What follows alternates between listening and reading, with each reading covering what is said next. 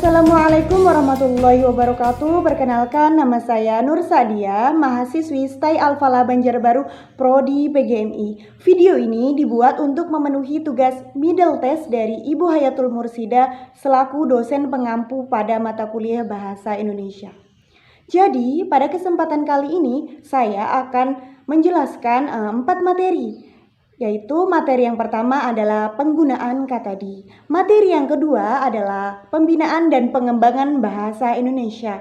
Materi yang ketiga adalah kedudukan dan fungsi bahasa Indonesia. Dan materi yang keempat adalah ragam bahasa Indonesia. Baiklah, langsung saja untuk materi yang pertama, yaitu penggunaan kata di. Nah, mungkin penggunaan kata di ini terdengar mudah di telinga kita, namun pada kenyataannya masih banyak orang yang salah dalam penulisan penggunaan kata di ini. Apakah dipisah, apakah digabung? Nah, lalu bagaimanakah yang benar? Nah, jadi untuk penggunaan kata di ini dibagi menjadi dua macam. Yang pertama itu penggunaan kata di sebagai kata depan atau yang biasa disebut dengan preposition. Kemudian yang kedua, penggunaan kata di sebagai kata imbuhan. Nah, berikut penjelasannya. Jadi yang pertama, penggunaan kata di yang berkedudukan sebagai kata depan yang mana menunjukkan tempat, waktu dan juga suasana, maka penggunaannya atau penulisannya harus dipisah. Contohnya di jalan, di masjid, kemudian di pagi hari, di kesunyian dan lain sebagainya. Kemudian penggunaan kata di yang berkedudukan sebagai imbuhan pada kata kerja pasif, jadi penggunaannya harus digabung ya untuk penulisannya. Contohnya seperti dimakan, dikejar, diminum dan lain sebagainya. Materi yang kedua yaitu pembinaan dan pengembangan bahasa Indonesia. Nah, mengapa pembinaan dan pengembangan bahasa Indonesia ini dianggap perlu? Karena yang pertama, tidak dapat dipungkiri bahwa banyak warga negara Indonesia yang masih belum memahami dan juga menggunakan bahasa Indonesia yang baik dan benar. Kemudian yang kedua, masih banyak warga negara Indonesia yang merasa malu, merasa gengsi untuk menggunakan bahasa Indonesia dan bahkan merasa berbangga diri dalam menggunakan bahasa asing. Apakah hal yang demikian tidak dibolehkan? Tentu saja hal demikian itu diperbolehkan. Kita mempelajari bahasa asing, menggunakan atau bahkan menguasai bahasa asing diperbolehkan. Tapi perlu diingat bahwa kita tidak boleh mengurangi rasa kecintaan kita terhadap bahasa kebanggaan kita, yaitu bangsa Indonesia itu sendiri.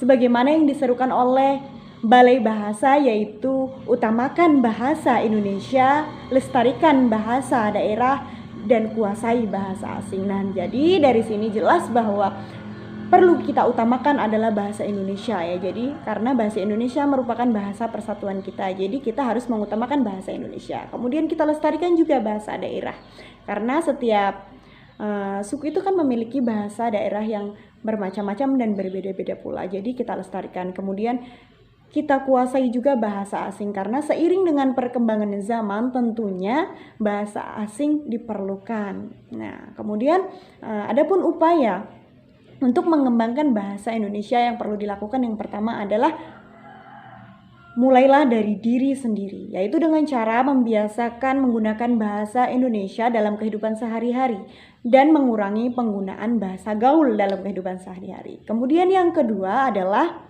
mengurangi rasa malu dan juga rasa gengsi dalam menggunakan bahasa Indonesia. Kenapa kita harus malu? Kenapa juga kita harus gengsi? Sedangkan bahasa Indonesia merupakan bahasa kebanggaan kita semua. Dan bahkan banyak orang luar negeri yang tertarik untuk mempelajari bahasa Indonesia ini. Kemudian yang ketiga adalah jadikan lembaga pendidikan berbasis bahasa Indonesia. Seperti misalnya kita mengajar di dalam kelas, kita gunakan bahasa Indonesia, kecuali dalam mata pelajaran bahasa asing. Nah, kemudian yang keempat adalah menggunakan bahasa Indonesia dalam forum resmi atau dalam situasi yang formal. Kemudian yang kelima adalah mengadakan kegiatan atau penyuluhan bahasa Indonesia. Lalu ada juga yang mengatakan bahwa gunakanlah bahasa Indonesia yang baik dan juga benar. Lalu bagaimanakah bahasa yang dimaksud seperti ini? Bagaimana bahasa Indonesia yang baik dan juga benar? Nah, bahasa Indonesia yang baik adalah bahasa yang sesuai dengan situasi dan kondisi. Jadi maksudnya sesuai pada tempatnya dan juga sesuai dengan mitra tutur kita, sesuai dengan lawan bicara kita, kepada siapa kita berbicara. Kemudian benar dalam artian penggunaan bahasa Indonesia sesuai dengan kaidah-kaidah bahasa Indonesia.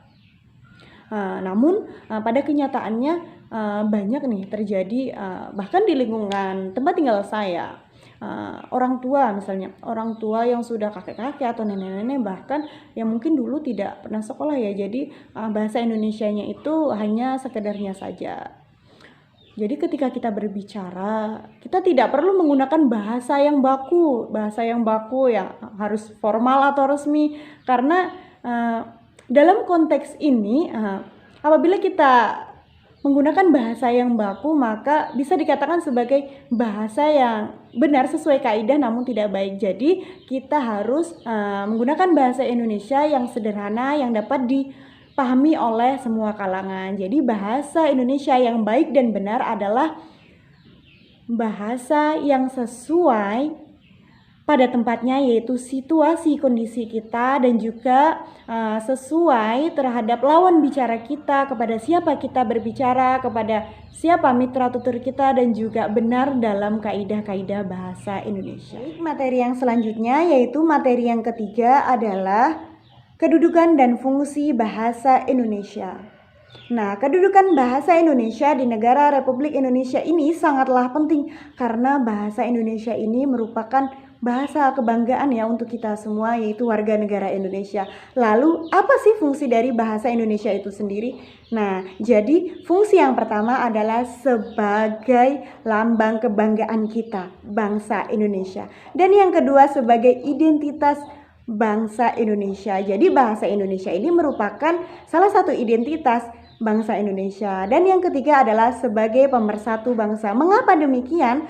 Karena bahasa Indonesia di sini dijadikan sebagai pemersatu bangsa karena di Indonesia merupakan bangsa yang luas, yang kaya akan budayanya, akan sukunya, dan juga bahasa daerah yang bermacam-macam. Oleh karena itu, bahasa Indonesia berfungsi sebagai pemersatu kita, yaitu pemersatu bangsa Indonesia. Materi yang keempat adalah ragam bahasa Indonesia. Nah, ragam bahasa adalah variasi bahasa, yakni menurut pembicaraan yang berbeda-beda, menurut topik yang dibicarakan, menurut hubungan bicara orang yang dibicarakan, serta menurut medium pembicara. Nah, jadi karena bangsa Indonesia merupakan bangsa yang luas, yang kaya akan budaya, suku, dan bahkan bahasa daerah yang berbeda-beda, maka bahasa Indonesia juga memiliki ragam. Contohnya saat kita berbicara kepada seorang dokter ya, terkadang kita menemui istilah yang asing di telinga kita.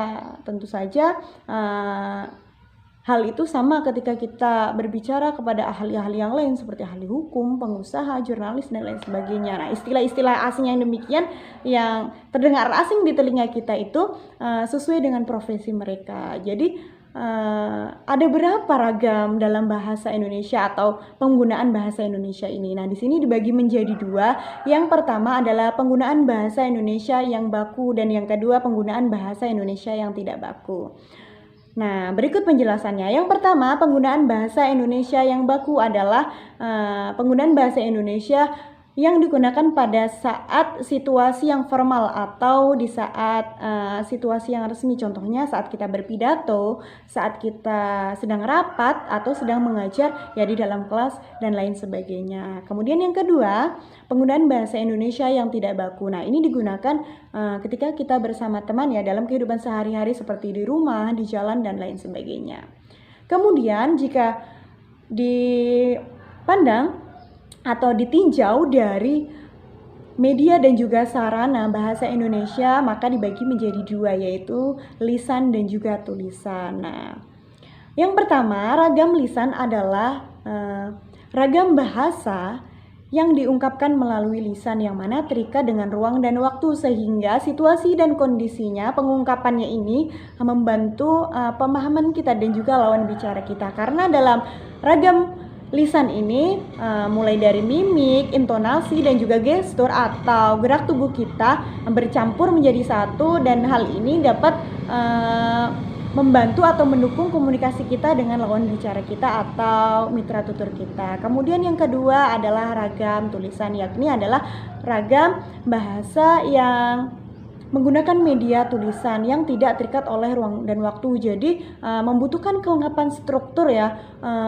agar dapat mudah dipahami secara baik dan benar. Jadi masih membutuhkan kelengkapan struktur dalam ragam tulisan. Itulah tadi penjelasan dari saya, semoga dapat bermanfaat bagi kita semua. Dan pesan saya, cintai selalu bahasa Indonesia, karena bahasa Indonesia merupakan bahasa kebanggaan kita semua. Sekian dan terima kasih. Wassalamualaikum warahmatullahi wabarakatuh.